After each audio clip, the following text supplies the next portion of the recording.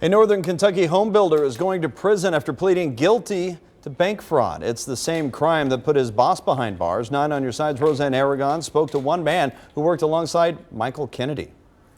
Mick Kennedy built the best home. Gordon Loomis owns Loomis Interior Carpentry. He's also a victim of bank fraud. The perpetrator is Michael Mick Kennedy, co-owner of Kennedy Homes. But today Loomis stands by the man who technically robbed him. I know Mick pretty well. He's an honest guy. He's not a crook. Kennedy, though, faces 9 months in prison after pleading guilty to 5 counts of bank fraud. Court records show a lengthy list of subcontractors to whom Kennedy owed money. The total, more than $357,000.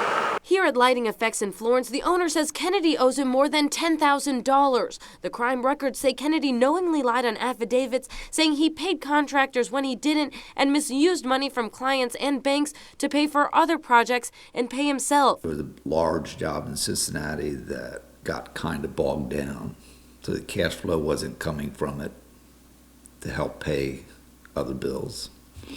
And then I know a bank cut off a line of equity.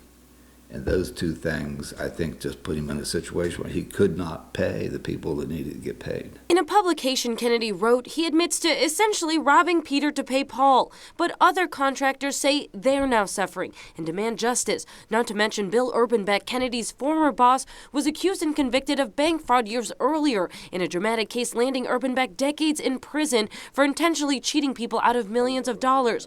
Loomis lost about $20,000. But he maintains Kennedy's case is not the same. He had no criminal intent, and his intent would have been to pay everybody. And a judge says he'll be obligated to once he's out. Roseanne Aragon, 9 on your side.